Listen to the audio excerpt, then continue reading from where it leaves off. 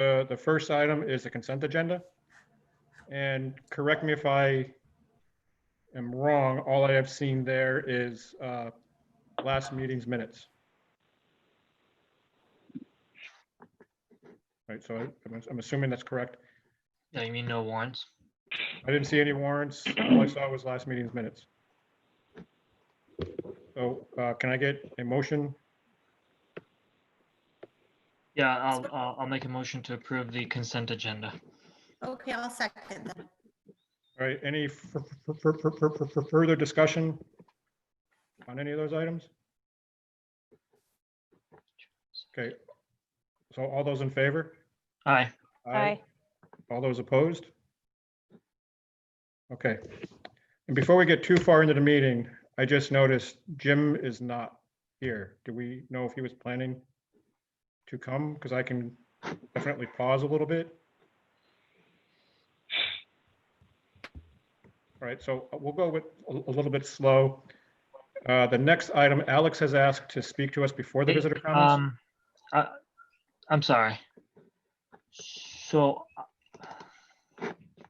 we have a document that says minutes from May 19th. Was that the last meeting that we had? It was, okay. Yeah. I got my, Well, the other meetings we had were budget stuff. We've been seeing a lot of each other. It just wasn't a regular. school right, meeting. so. Oh, okay, so we don't have the minutes for those. Okay, Okay, got it. Thank you. so then I want to call Alex because he did want to speak before the visitor comments. So Yeah. we would switch it around for him. All right. First of all, thank you, Mike, for doing that. So before everyone dives into public comment, I'm going to assume people really want to know how this is all working. So I already see questions rolling in about this. This is a webinar. Welcome. There's a couple ways to reach out to the school committee. Obviously, use the digital chat. There's you can also raise your hand too. All the school committee members will be able to see that. There's also a Q&A section too. So if you have any questions throughout, that could be utilized too. And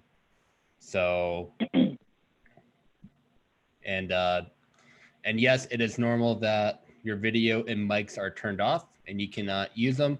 The only way you're able to speak is if I were to say allow to speak, or I believe any panelists can say allow to speak on an attendee.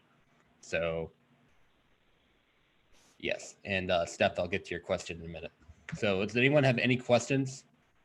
So we have the ability to unmute somebody in case you're not available. That's what you just said, correct? Good.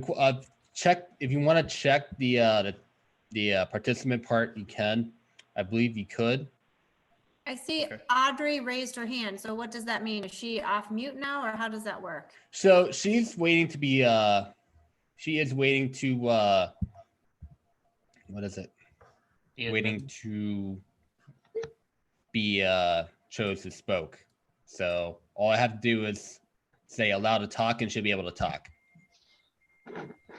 Okay, and then this is what you found that will help us prevent folks from joining us who I like the one that popped in at the last meeting, right?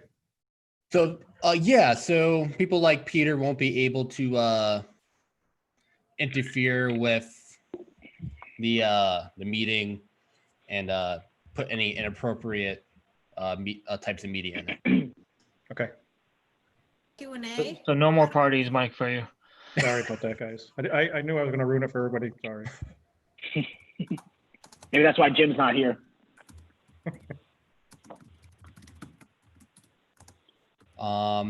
So that's all I got, unless anyone else has any questions. Okay. I know Audrey still, I know I saw Audrey a couple times. So, I don't know, Mike, you may continue the meeting. I'm all set. Yeah, okay. So Jen, do you want to try bringing the guests, the visitors in that want to speak, and you can try taking them off mute, Sure thing. and we'll know right away if that works. Okay, I don't think it's going to work. If it doesn't work, I'm here. Okay, All right, so I see Audrey. She wants to talk. Audrey, are you there? So for able to do that, Jen, you might want to go to participants and then attendees, and then go to Yeah, her name and I say allowed see to her, talk. but I can't hit her. I can't do anything with her name. Like if I hit on her name, there's nothing. I'll do that for you. How about that? okay. Okay, great. So, All right, take off of mute then. Okay. Audrey, you are on. Okay, is it working? Yes. All right. Hi, everyone. I actually was more of just popping in to say how nice it's actually been. And I think it's interesting since these Zoom meetings have started, but how much more participants we have. I think it's nice to see more staff joining in and other people in the community. So hopefully we can kind of capitalize on that. And once we get back to normal, hopefully soon, that those people keep coming and attending, because it's been really nice to see some new faces. And that's really it. Thank you. Yep, thank you.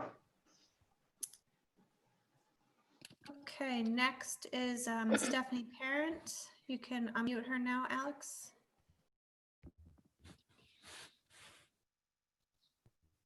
All right, Steph, you should be good. All right, are we good? Woohoo! Okay, so actually, I really just wanted to reiterate what Audrey said. I just think it's great moving forward. We've had a lot more participants in these Zoom meetings than we have in any other meeting. And I actually just wanted to mention, I remember after the vote, Emery had come up to us and said, you guys still gonna come after this is over? And we'd still come, but I have had a lot of people ask questions regarding, you know, almost being discouraged that during their comments, I know that it's not a back and forth discussion, but I wasn't sure if we, at some point during, you know, one of the subcommittees, we could explore that option of maybe opening up like a every 6-week open chat type of thing, so that people do, you know, feel a little more included in a conversation versus just the comments.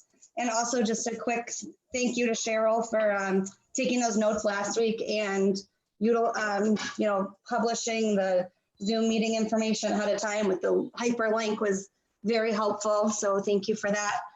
And I think that was about it. So thank you guys. Thank you. Okay, this is our last call for visitor comments. I'm not seeing anything else, but I'm not 100% comfortable with this version yet. So, I don't see anything in the chat or in Q&A, and I don't see any raised hands at this particular moment. Okay. Do we have Marcus? Is Marcus in here today? With a student rep report? I'm checking. I don't see his name in the list. I but- don't see him. Okay, and I did see Jim looked like he was trying to join. I don't know if he made it. I don't see him up on this screen now. So Alex, do you see Jim anywhere? I'm looking right now. Okay. Because if he's at least making the attempt, I'm going to try to hold off for a minute before moving forward. I don't see him anywhere. I don't see him either. It was there a minute ago, but Yeah, I never saw his face, but I did see his name pop up in a little square. Hold on.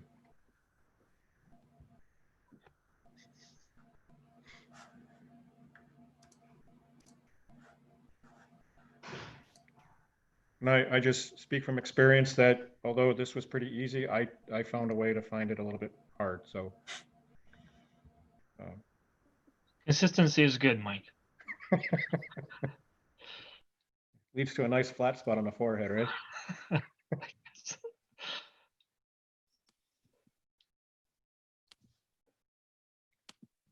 right, do you guys think we just, you know, move forward at this point? If Jim can make it in, then we'll see if we can get him caught up to speed. But I don't see him anywhere again. Yeah, I think Can anybody call him? move on. I'll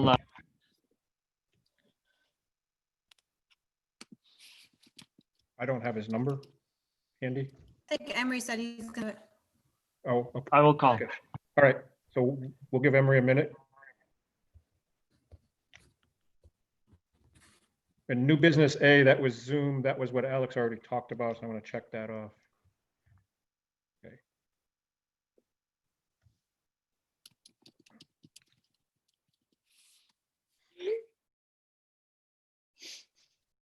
See, Emery stepped away, so we can't read the body language.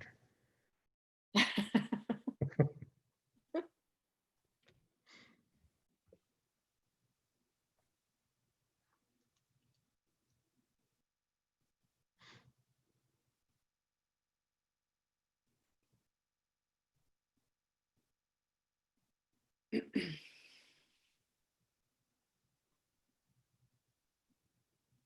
just kind of nervous that Jim is trying to get in and he's struggling. And Yeah.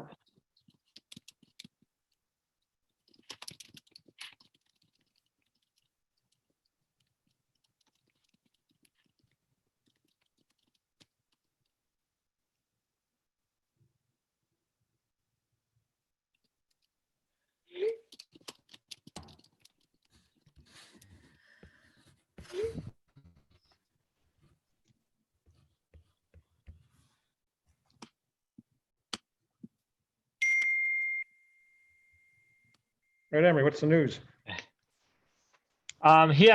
He's trying to get in, but the system kicked him out apparently. Or maybe he thought when Alex was trying to turn him into a panelist, he was being kicked out. He came in fine. I didn't kick him out. Right. So he's gonna try it one more time. He should be with us shortly. Okay, He said so we'll hold he said we should get going. Well, my biggest concern is the next item is the CDC Reopening Guidelines, which I think Cheryl's going to try to take us through the high level what the Fed says we should do. Okay. And I just thought Jim would want to be part of that. All right. Oh, there he is. Yeah, I see him. See his name again.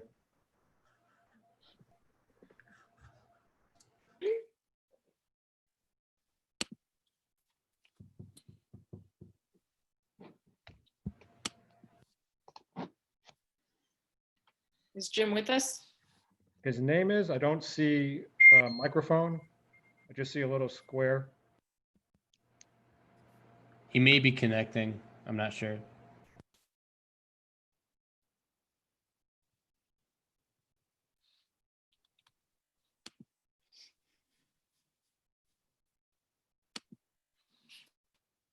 See, this is the kind of suspense you get from Zoom meetings. I thought you meant school committee. Well, I've been getting it for a while now, so that doesn't count. I need stuff like this.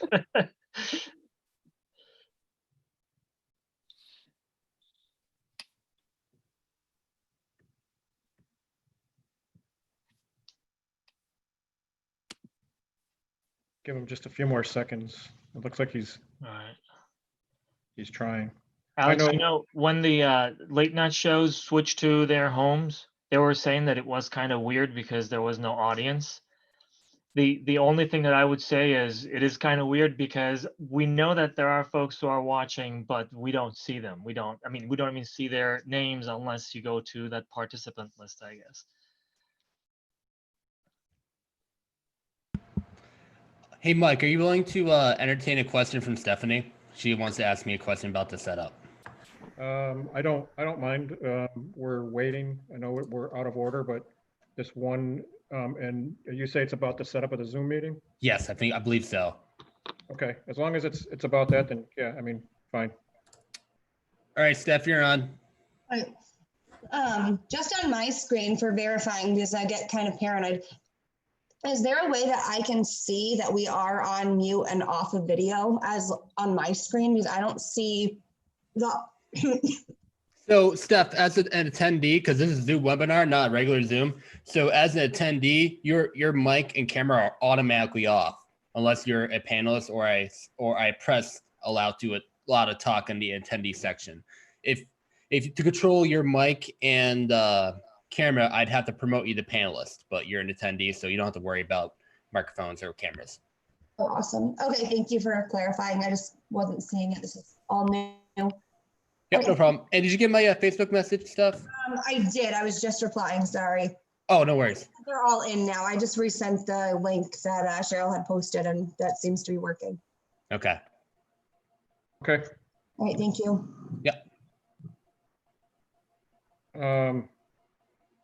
I think at this point, we're gonna move forward. I still see Jim. I'm hoping he can hear us at least, because I can't see him. His doesn't have the microphone, so I wonder if he didn't click to join computer audio. It sounds like it. Hold on.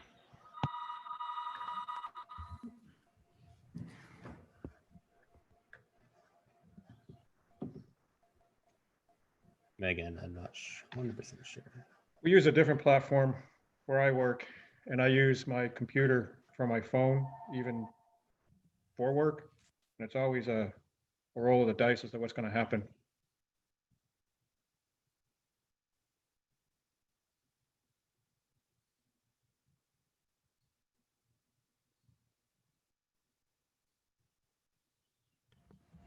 I need to take care of my house phone. It started ringing. I didn't want to just keep going in the background.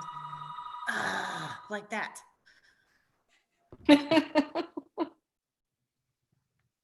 We're just waiting for Emery to come back anyways. He might be getting an update from Jim.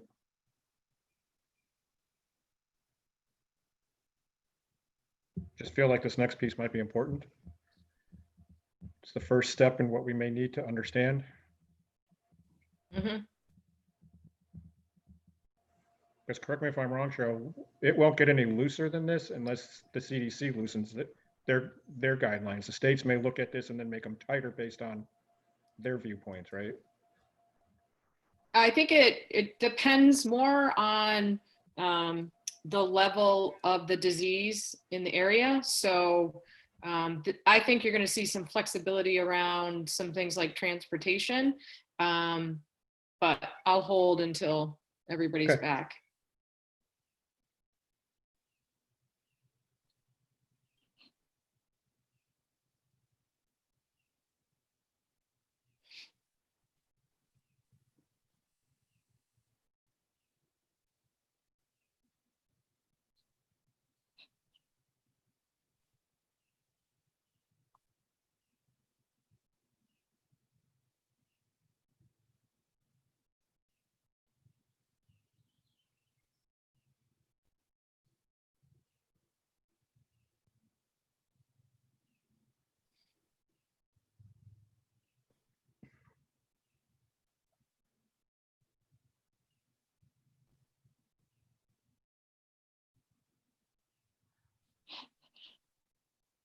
Jim, if you can hear me, I'm going to email you real quick.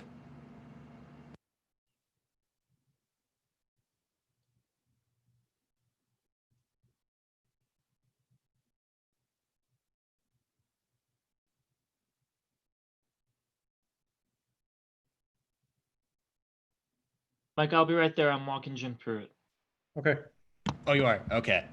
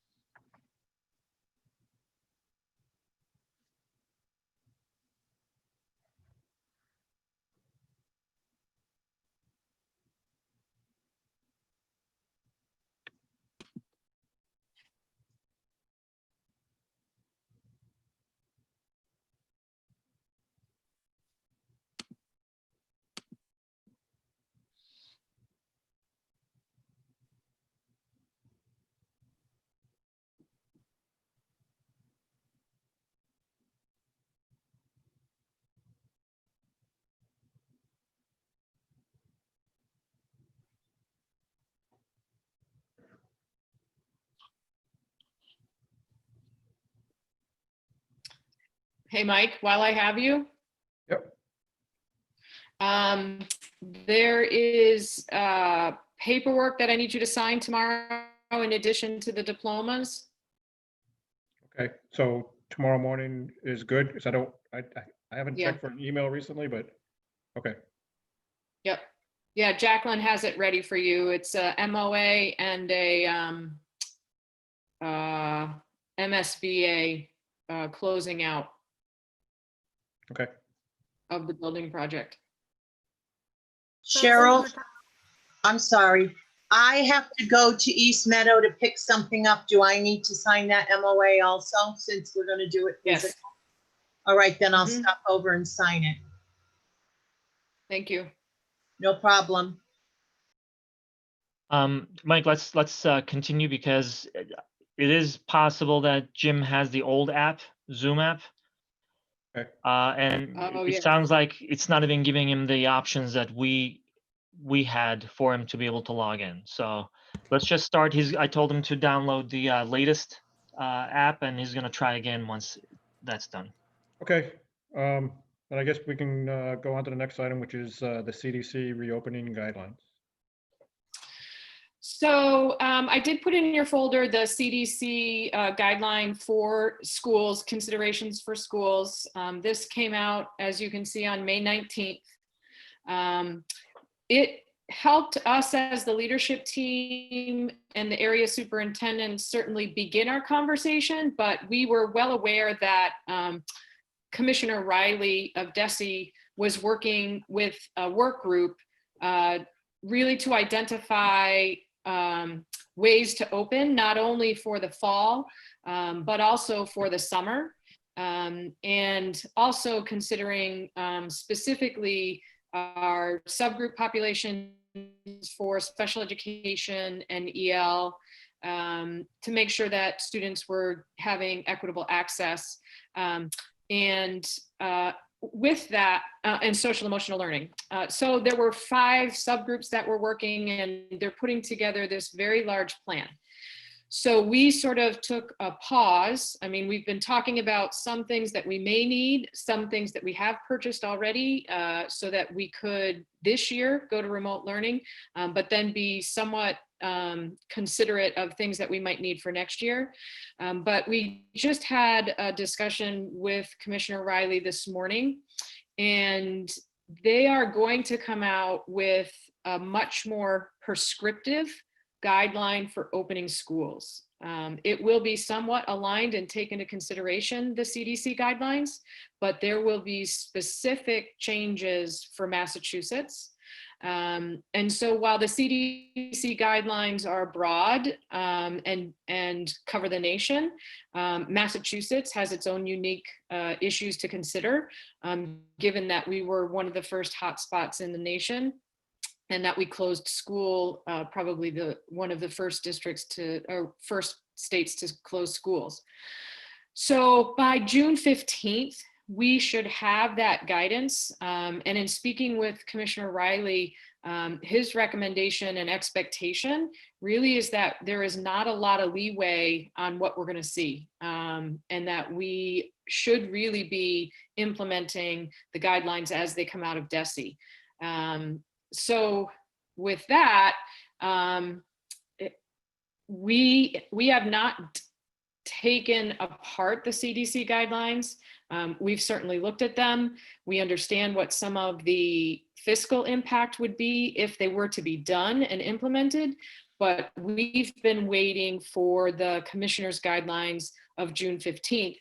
And after today's meeting, it sounds like those are going to be much more directive in nature, as opposed to here are guidelines that you should consider when you're opening schools.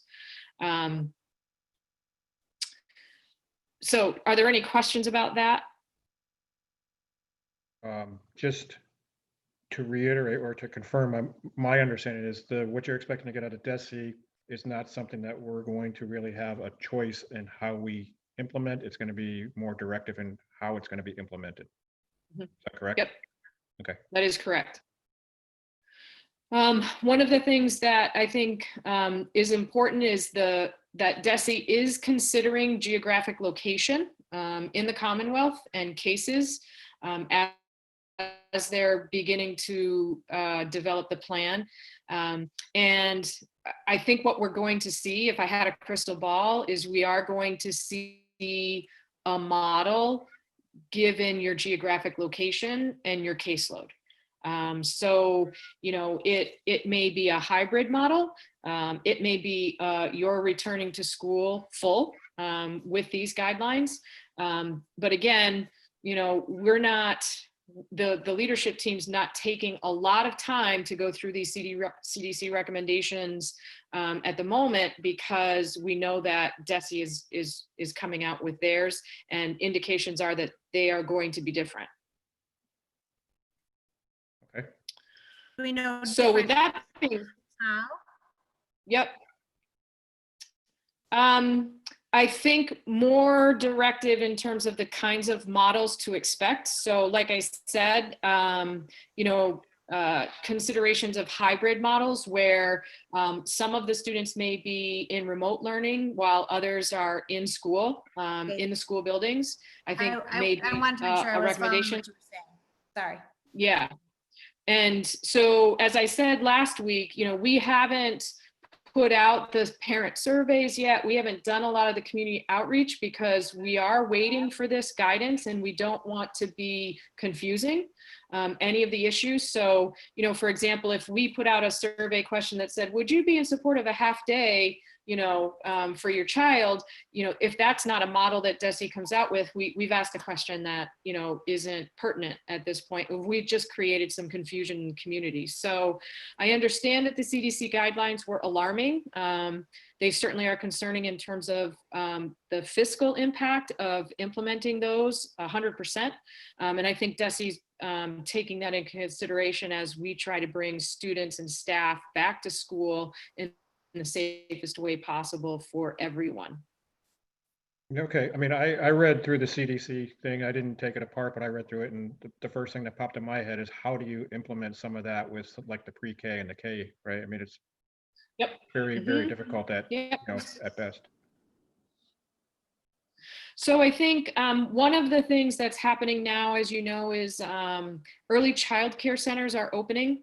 And so they are going to be collecting evidence with our youngest students around best practice for our youngest children.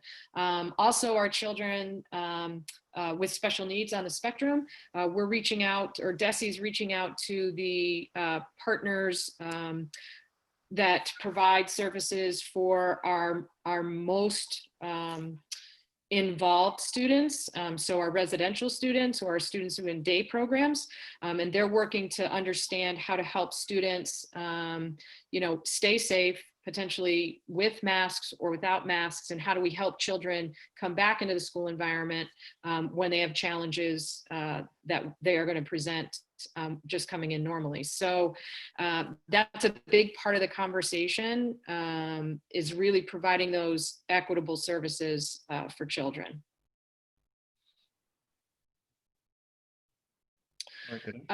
The other thing is we are expecting today, well, we were expecting it today or tomorrow, guidance around summer school. And some indication that there potentially could be summer school in schools. For our parents and community, we've already done remote summer school applications, and we've started the process for remote learning for the summer. But if we have the opportunity to switch for some of our students, we may. And so there will be some best practices again, and some evidence coming out of that program. I think that will help shape the discussion for the return of all students in the fall, or some combination of students. Okay.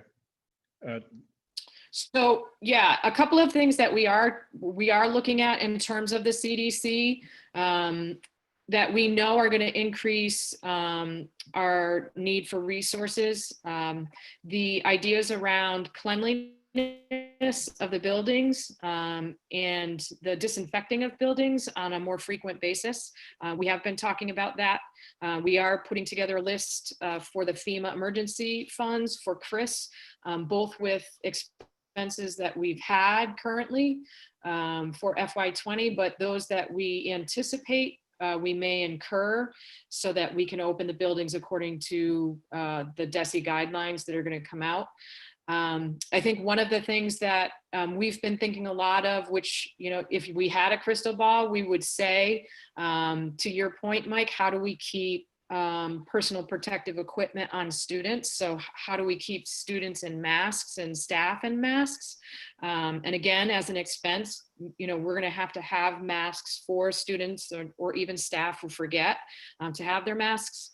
And additional PPE equipment in the nursing office and nursing suites, so that we can separate students who may be just going to the nurse's office because they're, you know, they have a regular visit with the nurse, or they're actually going because they're showing signs of COVID. So Signs we of have anything begun those else. conversations with Nancy.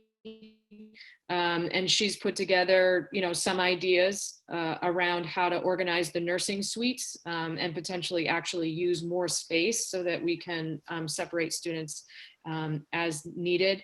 I think some of the other things that we've been talking about a lot are, of course, transportation, depending on how we get students into the schools, but also how we keep 6 feet physically distant in our classrooms and what that could look like.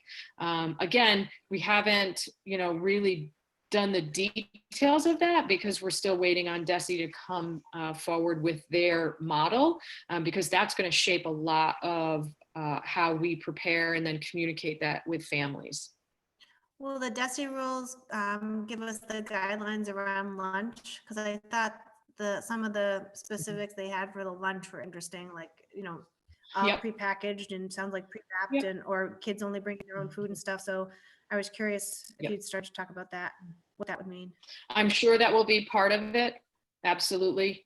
You know, if they take the recommendation of CDC that particularly in our elementary schools, students do as little walking throughout the building as possible, that students would be eating in their classrooms, things like that. I think you could see those kinds of recommendations coming. And now you say that they would be the recommendations, but at the same time, I think you said that it wouldn't really be that they would like us to do that. Oh, right, yeah. There would be guidelines, yeah. Okay, I just want to make sure that I understood that what we're expecting from DESE is the rules and not a list of suggestions. Right.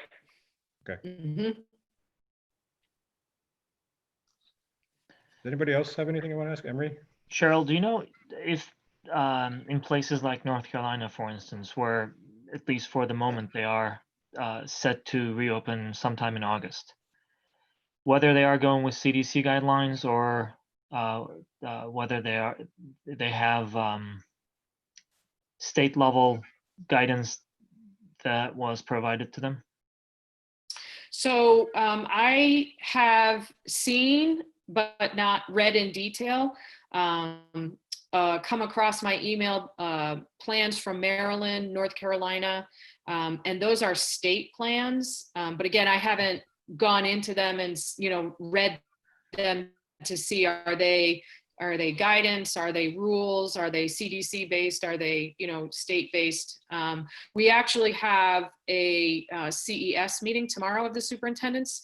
So we will be talking tomorrow, and that's usually where, you know, I get my information when we share those kinds of discussions. You know, what are people seeing, and you know, what are some of the decision making that's happening at this point. And I'm only asking not because they're going to be the same, but typically there is some indication as to potentially common guidance that all these states may be looking at. And it would be, if DESE is going to take a while to come up with its own guidance, that type of research may help us really, you know, understand what they look like, and maybe do some pre-work even before DESE provides its own guidance. Yeah, I mean, some of the pre-work we've been doing really is around the health suite. It's around office protection for the public, and for the employees, putting up, plexiglass in the main offices, in the in the central office. It's around, again, Nancy has done a tremendous amount of work already on trying to understand how to restructure the health suites, the physical suite, but also traffic patterns of students, and also the kinds of protective equipment that the nursing staff is going to need is much different than what we would normally see in a nurse's office. So a lot of that we've already been talking about, but in terms of the actual model, I think that's what we're really waiting on, because that's going to determine, I think, a lot of our next steps in terms of like what the community really wants to know, which is how is my kid going to get to school? How are you going to keep my child safe? Are they going to be in full time? Is the whole school going to be in? Is it going to be half the school? What's that going to look like? So, the other things that we've been doing, particularly with Nancy, are, understanding, do we need to screen every student and take temperatures every day? I think those are the big questions we have moving forward. Yeah, it is very interesting. I obviously don't have any contact with anybody who's in an official capacity, but what I'm hearing is that there are varying assumptions. One is that if we let this take its course a little longer and open a little later, then we will have enough time to really make a decision based on what we are observing, and chances are we may be able to start something in late September, early October, whatever it is, in person. I also heard the other side of it, which is with the assumption of a second wave towards the very end of the year, how do we just start a little earlier so that we give ourselves enough time? And if we have to, we just stop classes right after Thanksgiving and we extend the break type of thing. So there's really no rhyme or reason. Everybody's really trying to swim through this uncertainty, trying to, come up with the best possible ways out of it. Yep. Agreed. Absolutely. And Jen Mel, did you have anything you want to ask or add at this point? I just want to make sure. Well, no, I was just the temperature check. If students are riding the bus, that's kind of hard, because if they're taking the bus in and then if they have a temp, it's like getting them back home, or what happens in that case, because that's going to be a very difficult process. Right. Well, not only that, but Right. And I think, yeah, in trying to understand, to Emery's point, there are other countries that are back in school full time with much more stringent expectation of families and students, parents taking the temperature of children, logging it in with the school, then the student, when they get to school, having their temperature taken, then a second time during school. And the expectation is that that information is logged and kept and tracked, so that if there is a case, they could do their contact tracing. But we're not there. We don't have that system, and I don't know if that's going to be an expectation, and how to communicate that. But there's an awful lot that we need to learn together. And so, what I've been asking people is to please be patient, that we're not trying to rush. We're trying to take our time so that we have all the information, so that when we are communicating, we're communicating the information that we know, and so that we can make a good decision and communicate process and systems that we're going to be putting in place to, again, really first and foremost, keep students safe and keep our staff safe as well. I just had one more question. I just wanted to make sure, and this is just me,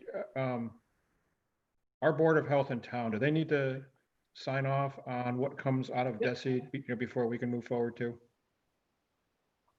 They will, absolutely. They'll have a huge say in the conversation about how we open and the expectations for us.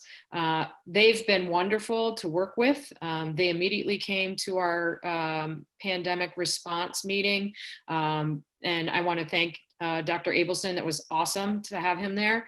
And he's been communicating with us regularly as the Board of Health has gotten their indication from the Department of Public Health.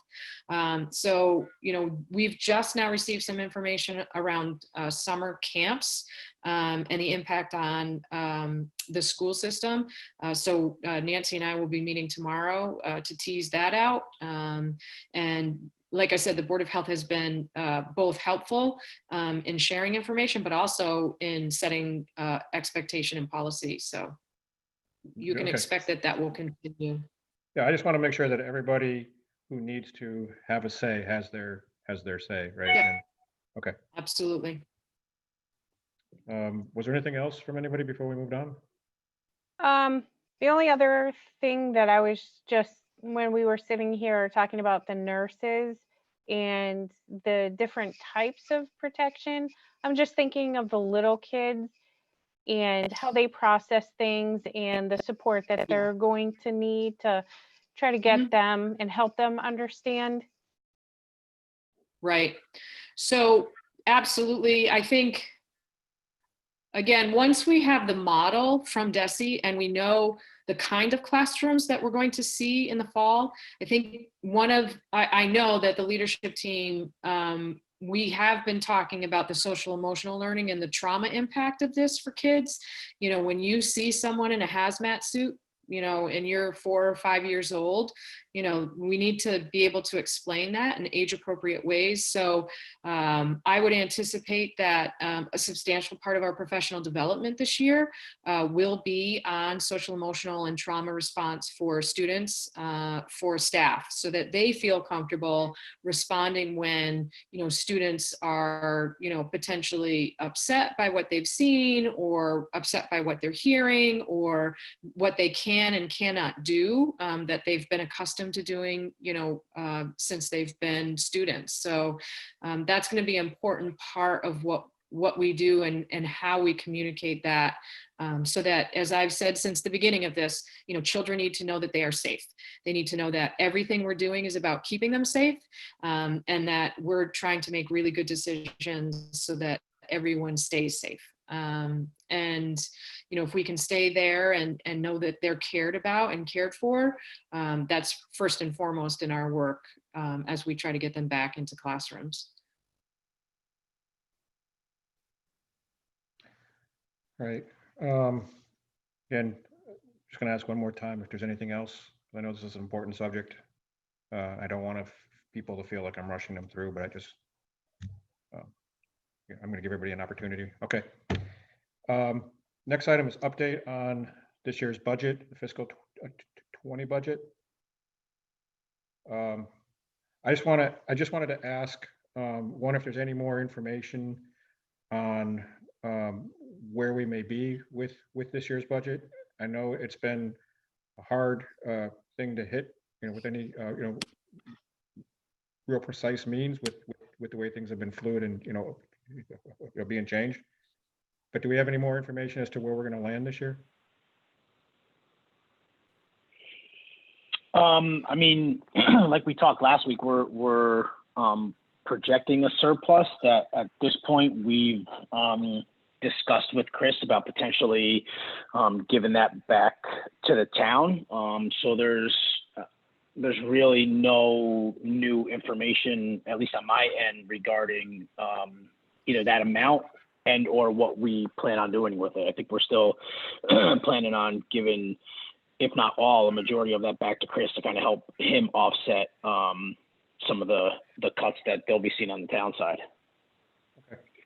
I mean, we're getting to that point in the year when we sometimes get more information, and I know this year it's a bigger topic with everything else that's happening. And then just on a slightly separate note, we are hopefully going to have the joint meeting next week, I think. Is that kind of where we're Yes, going? I mistakenly put out the 9th. Yeah. And I sent an email and I think I had Jen and Mike that could do Wednesday, the 10th. I had really forgotten. I thought it was Tuesday. So Emery, I don't know if you're available on Wednesday, the 10th I'll check my calendar and I'll for a let you know. joint meeting. Okay, if you can let me Okay. know, because I'll Yep. let Chris know tomorrow or Yeah. tonight. Yep. Okay, I sometimes have And evening Jen meetings, so I'll let you well. know. okay, thank you. You're welcome. All right, then moving on to old business, remote learning plan. Is there anything on that? No, no. Okay. The next item is East Meadow class size. Again, this was a placeholder. To be honest with you, I'm not sure we would have much to talk about until we receive the guidelines from DESI. Right. Because we can speculate all we want, but until we know what we're going to be told what to do, and mention that so you notice I didn't say asked to do, or from what I understand, we're going to be told what to do. Until we know that, there's really, I don't think, a whole lot for us to discuss. If anybody does not believe that, let me know, and we can figure out how to discuss that. Yeah, it's not a matter of not believing what you said. Just to clarify, the vote that we had was for this upcoming school year anyway. So I think we agreed that we were not going to do anything for this upcoming school year. But doesn't mean that that conversation is off the table. That's something that I think we all agree that we need to bring back and continue the discussion on. So at one point, assuming that the year after next school year, things are going to go back to some level of normalcy, we have to really put ourselves on track to start having those conversations. We can't wait until it is so late that we don't give ourselves enough time to do what we need to do, whatever that may be. So yes, I think we all agree. And again, it wasn't for this coming school year anyway, but we have to really get back into some conversation sometime, maybe into summer or next school year. Yeah, and I I'm sorry. agree, Henry, but we still, I think at this point, we still have an issue going into this fall, right? Like, because we chose not to do anything this year, isn't there still, there's an immediate need for how we want to do something for this fall, right? Because of that fourth grade. Then even better, I think that requires that we start these conversations even sooner. I mean, we can't have it one way or the other, right? Just we either start talking about it and we start brainstorming and coming up with suggestions. And I agree with what you just said. But even without that, what you just proposed, I just want to make sure that it is clear our intent is to continue the conversation on that topic anyway. It's not just one vote and done. It wasn't how we talked about it. It's not what the vote was for. I just want to clarify that, but I agree with what you said.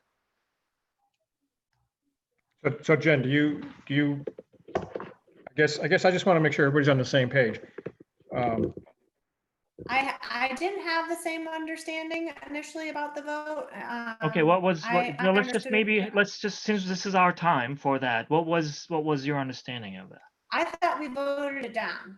Like, I thought that We did vote that motion down, but I think clearly the conversation at the time was that it was for the coming school year, and I attempted to modify the motion for the following school year, but we decided to keep it with that and voted down, and I was one of the votes voting it down. But doesn't mean that that problem is solved, and I think it behooves us to really bring it back and have a conversation and solve the problem. We can't just say we voted and now it's gone. It's not gone. So that's what I'm saying. I misunderstood the nature of what we voted on. I mean, Okay. So I understood that, yes, we voted down moving the 6th grade to the high school. I know that there was still discussion that needed to happen, but the way I understood what we voted was that the discussion is how the parameters are set up within the walls of East Meadow.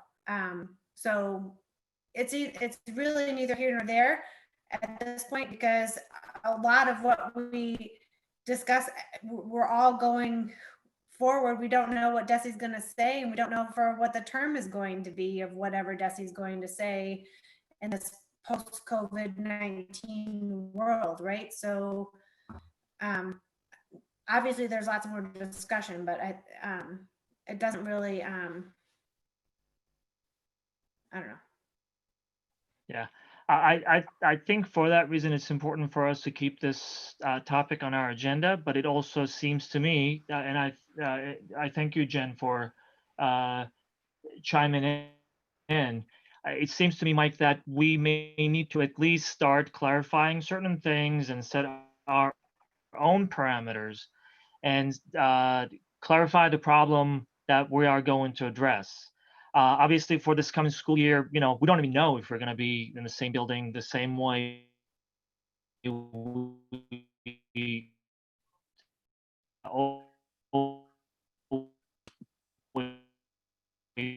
were.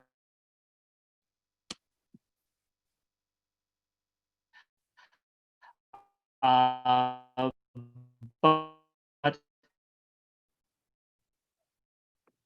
I'm I remember losing you. hoping that that's not life forever. So Emery, I'm sorry, but you kind of broke up in a significant way where we couldn't make out anything after, I think it was right around the time you were saying we don't know if we're going to be in the same, spot the same way. I don't know what you had to say after that. Well, hopefully I'm making it clear. The motion that we talked about and voted on was related to any move for next year. Mhm. Okay. And I don't know that there was any other action that we took or any other decision that we made as far as this coming school year. So what I'm trying to say is that does not really mean that the problem is gone and we made a decision one way or the other. Voting for one thing, voting one motion down does not really make another motion that did not even happen what we decided upon. So what we need to do, we need to bring this back. We need to have a conversation. We need to understand what we need to do going forward. And then we have to bring it back to the committee for a vote eventually.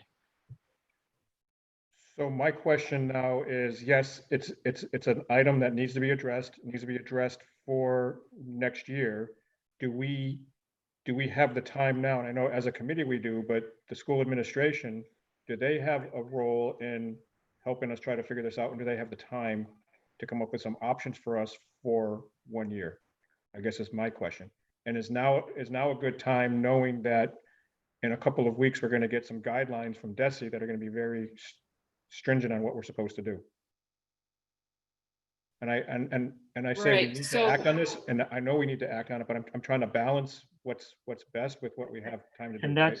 that's all good. I guess my response would be, and I don't know what the best answer is, but it's either we wait for a couple of weeks or however long the DESE takes, and we have a little more clarity on that front, and we start the conversation then, or we go with whatever parameters will not change regardless of what we do and what the problem is, and we talk about that. But I have no problem waiting for for DESE to take some action and provide us with some guidance. I Yeah, guess Makes the most Jen's sense. question was, pardon me? I said, I think you have to wait. I think we can talk and talk, but I think we can't even really start to have the parameters around the conversation until we have those guidelines and rules from DESE, because they could come out and say no more than 4 kids in a classroom. I think we're answering our own question. Problems besides being short for 2 classrooms. If that's the case, we don't really have the ability. So I'm sorry, I think you're talking. Go ahead. I can't hear, but I have some I'm body. probably going to say Go ahead. the same thing. I'm having horrible internet issues right now. Yeah, I have the Everything same is problem. spotty, Sorry. So I'm sorry if I'm talking over anybody, but we really can't. We're on the same one probably, right?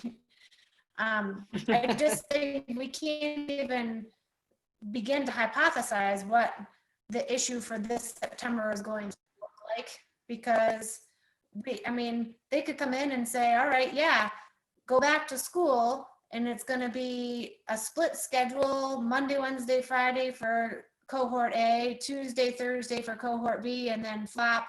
And in those cohorts, you can't have more than 4 kids in the classroom and they have to pass every class together. I mean, we don't know what we're looking at.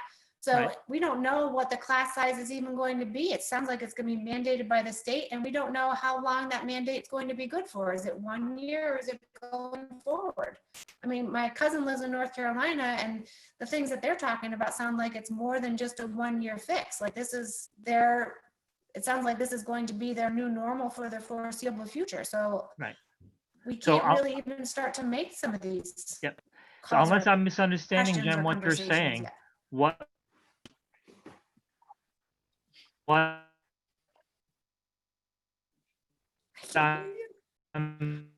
I'm saying is I agree with what you said and more difficult to address, right? Because we were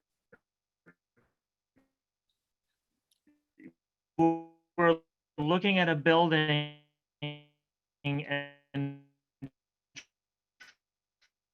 figure trying to figure out something. Now, as you said, don't know it. But I think it makes the problem even worse, not better.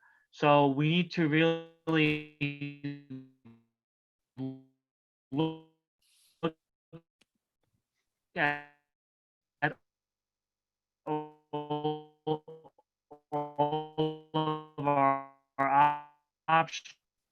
That's what I'm saying. So, and didn't you hear broke me. up a good, yeah, you broke up again, Emery, I'm sorry, but I think what I'm getting a sense of is kind of what I was thinking, and I just want to make sure that we're all on the same page.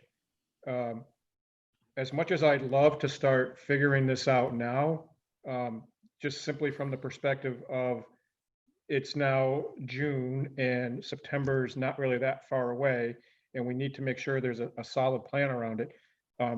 Again, it doesn't make a whole lot of sense for us to speculate and ask the school administration to come up with ideas that will probably never even get implemented, or may not even be implemented. So do we want to, while we're here though, on this spot, do we want to pick another line in the sand and say, if we're not getting firm ideas from the state by the 15th of June, when they said they're going to have this out, our next meeting after that, we're going to start setting our own parameters so that we're at least start making some moves?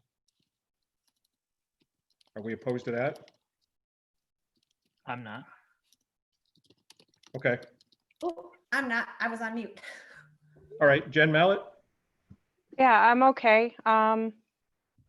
Yeah, because even if we go to make decisions and discuss it now, there's no point because they could come out and we would have to change everything again.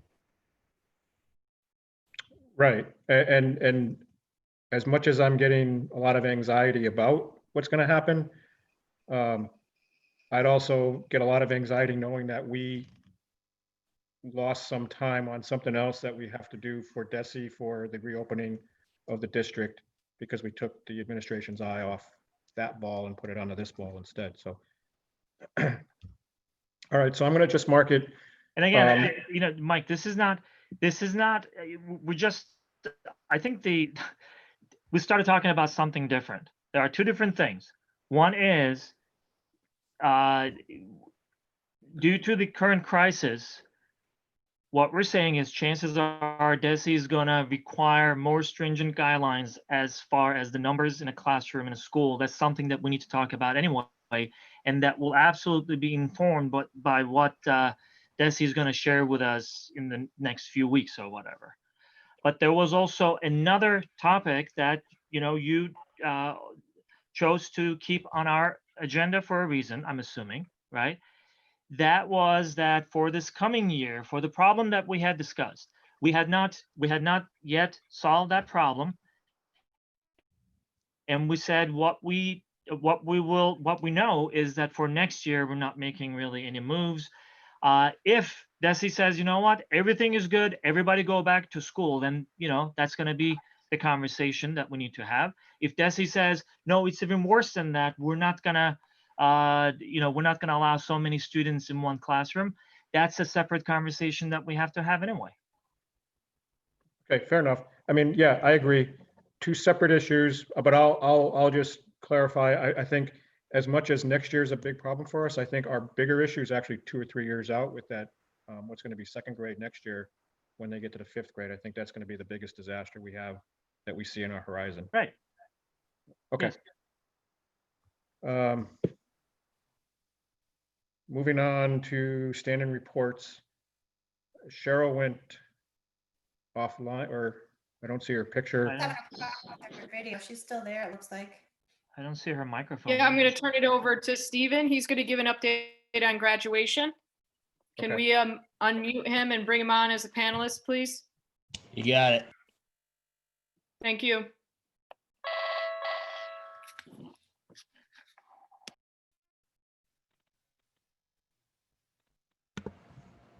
Should be coming on any minute now. There he is. All right, Steve, you're on. Hi, everybody. How are you tonight? Good, thanks. How are you? Good, thank you. Sorry I didn't get this out earlier. I thought that there was a meeting next week right before graduation. So thank you for Cheryl for getting me on.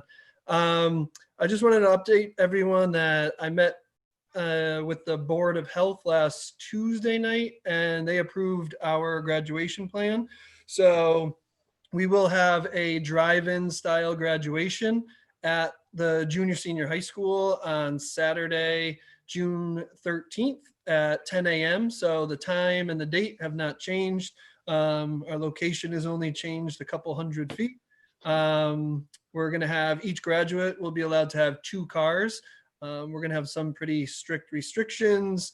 They even approved that if in good weather, the graduates can sit in chairs outside 6 feet apart, but all attendees will be expected to remain in their vehicles throughout the ceremony. And staff will be in chairs as well. If staff and dignitaries like yourself, if you're planning to attend, would be in chairs to the side of the stage as long as there's good weather. If not, we have a plan for parking for staff and dignitaries. So we're proceeding with that plan. The graduation work group continues to meet every Wednesday. So we're meeting tomorrow. We'll meet next Wednesday. We have students coming in for a rehearsal next Thursday. Really kind of getting down to the nitty gritty details now. Like I talked to the sound guy today about needing multiple microphones to sanitize them when we have different speakers coming up. And we're also limiting the number of speakers a bit from what we've done in the past. So I just wanted to provide a brief update on that. I know I shared with you our plan, but at that point it had not received the approval from the Board of Health, and it has since. Okay. So how do you plan on handing out the diplomas? Is that Yeah. obviously if So they can do 6 feet? each graduate is going to identify a parent or a person of their choice. It doesn't have to be a parent. It could be a sibling. It could be a friend. They're going to identify one person. The diplomas and other awards and scholarships are going to be placed into bags that we purchased likely next Wednesday. They'll be laid out alphabetically on the table. The tables will then be carried out to the ceremony. And then the parent or guardian or whoever's giving the diploma will grab the bag that labeled by that student. They'll remove the diploma and they will present it. So we won't present any diplomas. We won't shake hands. We'll be maintaining social distancing throughout. And that's kind of how we've come up with, that's been the plan to get the diplomas actually in their hands physically. Okay. Anybody else have any questions? No, but Stephen, I don't know if this is something that you guys came up with, but anyone that I shared with that potentially parents or siblings will be handing out diplomas, they love the idea. They thought it was such a good intimate touch. So, again, thank you for all the work to you and everybody else in the work group. And I'm very happy that they're going to have at least some one graduation that to remember, but some memories of that graduation as well. Yeah, as am I. And I think I said 2 weeks ago when I was on that the students made it clear really early on that they wanted to keep that date and they wanted to be able to celebrate with their family in some way and celebrate their classmates. And at the time I was like, oh boy, we're going to really disappoint them. But I think we've come up with a creative plan that allows them to do most of what they wanted. Maybe not everything, but certainly most of what they wanted. So I'm excited about it. Hopefully we get a nice blue sky Saturday morning, and I think everyone will enjoy it. Yeah, Looking the sky will forward be to it. blue regardless. That's true. It's always Granby blue, right? Yes. Absolutely. All So, right, thank you so much. I appreciate it. Thank you. Stephen. Thank you. was that all you had, Cheryl, for your report?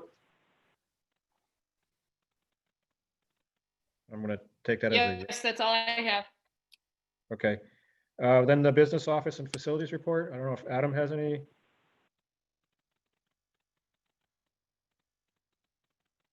He's quiet.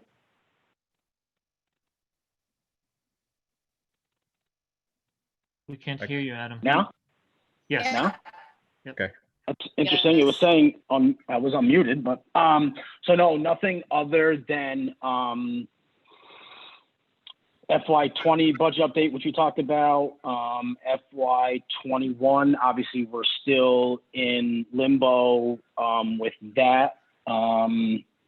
Facilities wise, Stephen was just on. We've talked this past Monday. We're going to talk again next week just around the logistics. The logistics of graduation.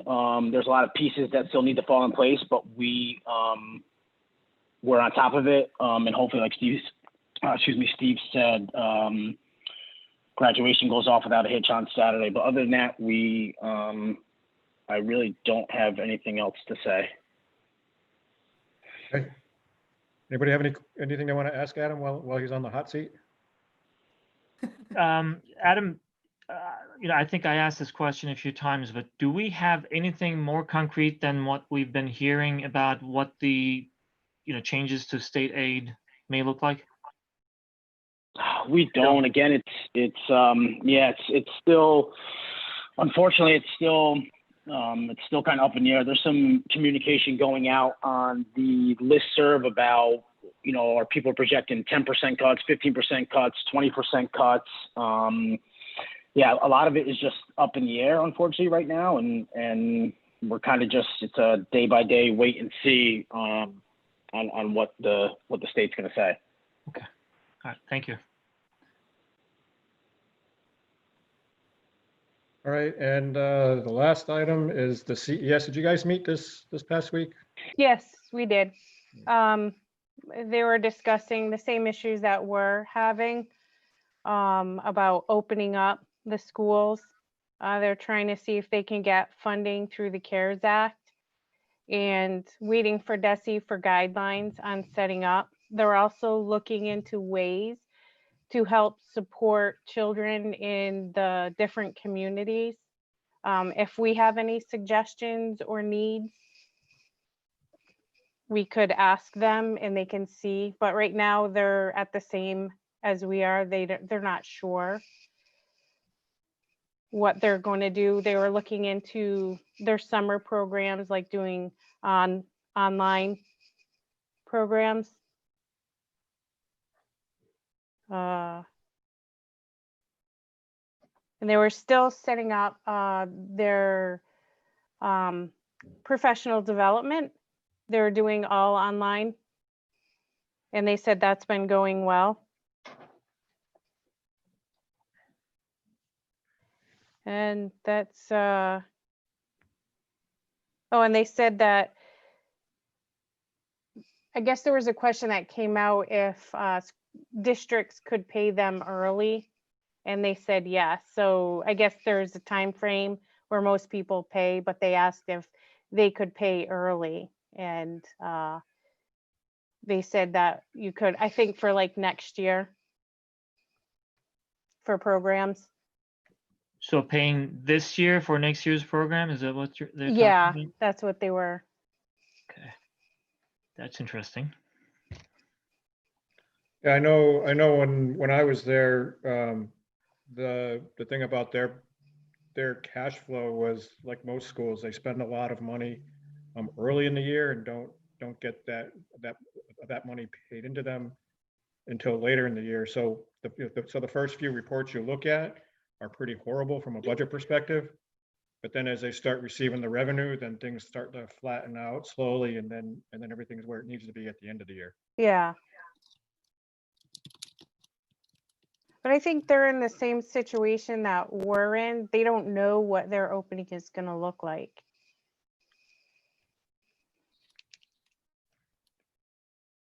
So was there any discussion on trying to get together to make some sort of a statement, advocating to the federal government or to the state government that they should, that the schools should be funded, at least at what they promised, if not more, if they're going to ask us to do more? Yeah, so that's on the topic of the agenda for CES tomorrow for the superintendent. So Okay. sorry, Jen, I don't know if the board talked about it, but certainly we're going to come out with some advocacy letters like you've seen in the past, both for circuit breaker, for net school spending, and for Chapter 70. So you will see those letters coming out probably in the next week. Okay, because I know we sent something over to them based off of what Boston did, and when we brought it up here, I think the consensus was we thought it would make a bigger impact if CES could do something from a regional level. Okay. Anything else? No. All right. I hate to say this, guys, but I'm at the end of the agenda. Like there's nothing. There's nothing after this, so I don't know what to do. All right. Because it's So before 8. will you entertain a motion? I will. Okay. Actually, I do have one. Mike, just real quick. If we could just maybe remind people that the chat function for these school committee meetings are for public comments or dialogue back and forth about what's going on in the school district, and not breaking news or starting rumors or being disrespectful to certain processes that are in motion. So I just like maybe to remind everyone that that chat function is not a gossip feed or a breaking news feed. Okay, I appreciate that. I mean, I don't I don't look through it myself simply because I have concerns about actually, you're reacting to something there and not knowing how it fits into open meeting law, since it's not. I don't think it may not be visible to the people who may be looking at the meeting later. So.